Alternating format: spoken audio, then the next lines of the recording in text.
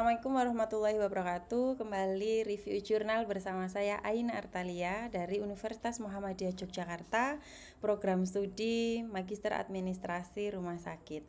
Kali ini dari International Journal of Environmental Research and Public Health, terindeks Scopus Q1 dengan judul Effective Medical Waste Management for Sustainable Green Healthcare, sebagai teknik perumahsakitan yang mendukung kualitas layanan dan efisiensi rumah sakit di era universal coverage.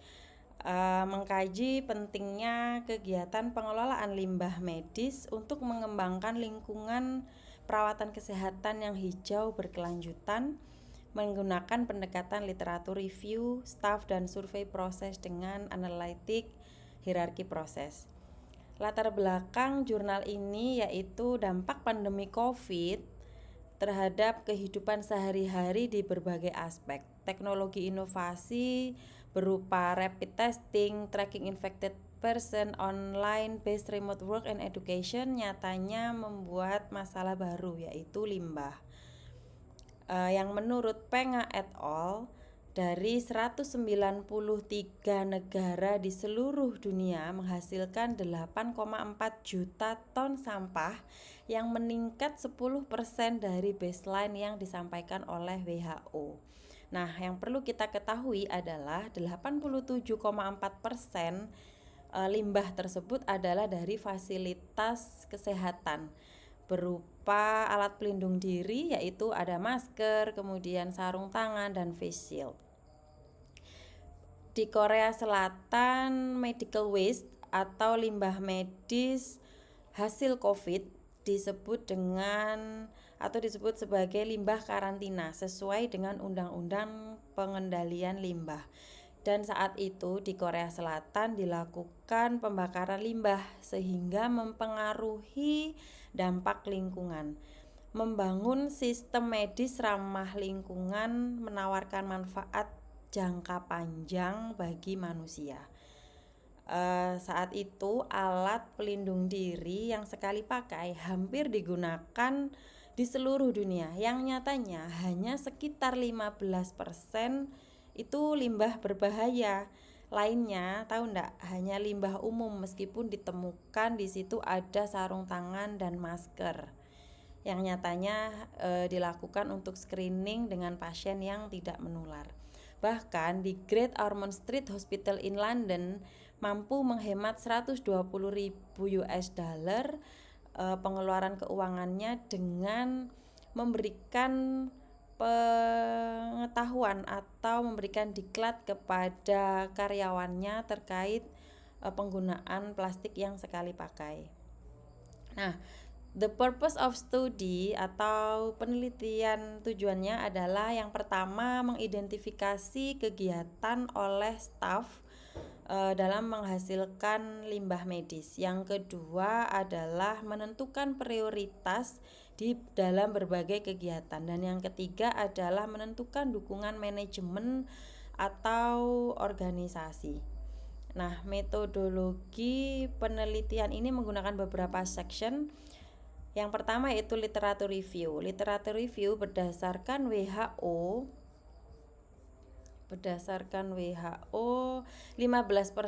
adalah limbah medis di negara yang berpenghasilan tinggi sebanyak 0,5 kg dan kemudian 3,4 kilo per person per TT per hari gitu. Nah, menurut Hasan,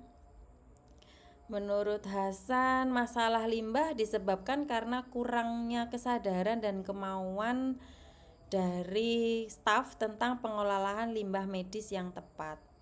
Kemudian menurut Winfield and Brooks menyarankan metode pentingnya mendidik pekerja medis yang meliputi pengumpulan, pengolahan, pemisahan, dan pengemasan limbah medis setiap hari. Nah, untuk menciptakan lingkungan medis yang berkelanjutan melalui pengurangan dan pengelolaan limbah medis, budaya organisasi yang tepat, dan mendorong setiap pemangku kepentingan di fasilitas pelayanan kesehatan dan komunitas.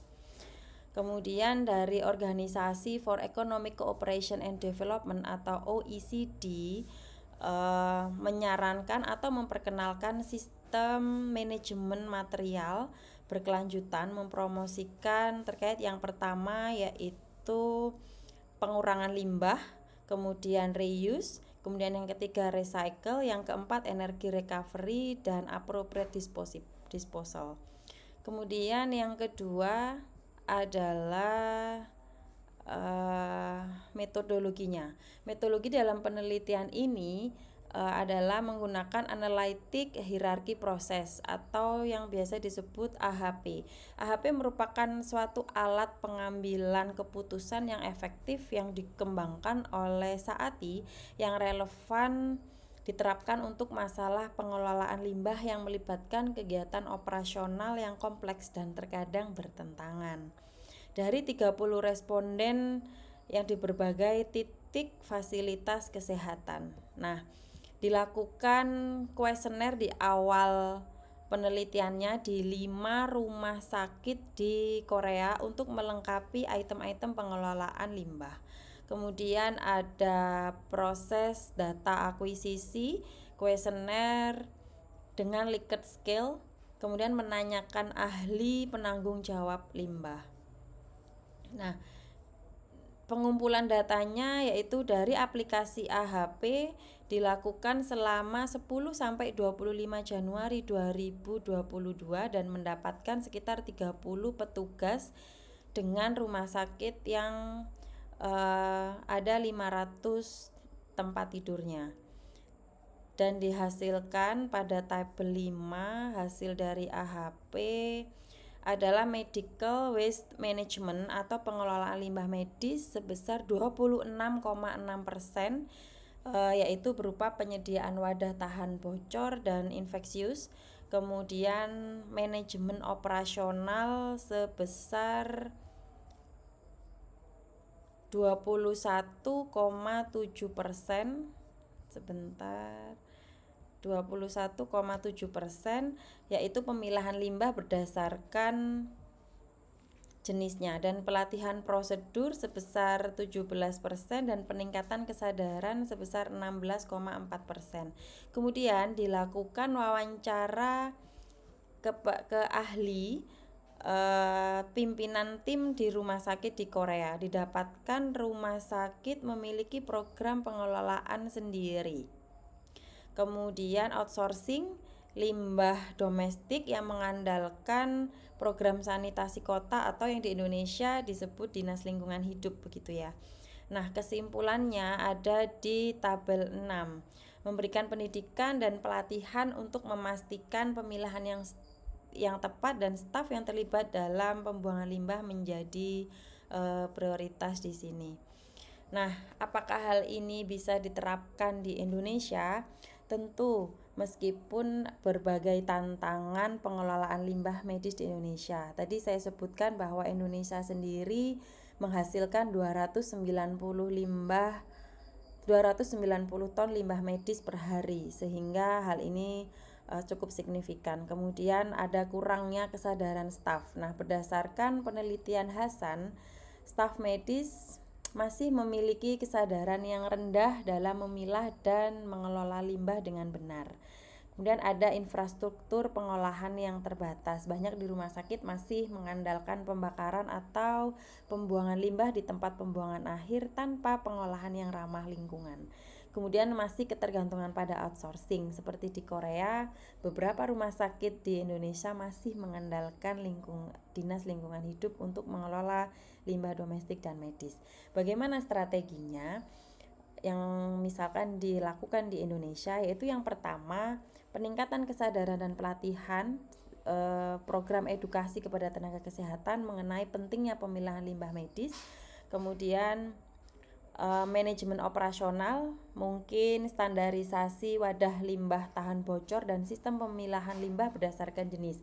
Ada infeksius, farmasi, radioaktif, sitostatistik dan lain sebagainya. Kemudian menerapkan sistem tracking dan monitoring limbah berbasis teknologi untuk memastikan kepatuhan rumah sakit. Kemudian penerapan teknologi ramah lingkungan, regulasi dan dukungan kebijakan. Artinya mewajibkan rumah sakit memiliki strategi pengelolaan limbah sebagai syarat akreditasi. Baik, itu saja yang bisa saya sampaikan. Satu lagi kesimpulannya, penerapan sistem manajemen limbah medis berbasis pelatihan staf, pengelolaan operasional, serta pemanfaatan teknologi ramah lingkungan sangat diperlukan di Indonesia. Dengan dukungan kebijakan yang kuat dan keterlibatan semua pemangku kepentingan, Indonesia dapat mengurangi dampak limbah medis terhadap lingkungan dan meningkatkan efisiensi layanan kesehatan. Itu saja yang bisa saya sampaikan pada review jurnal kali ini. Semoga kita bertemu lagi dan mereview jurnal kembali dalam kesempatan dan waktu yang lain. Itu saja, terima kasih banyak. Wassalamualaikum warahmatullahi wabarakatuh.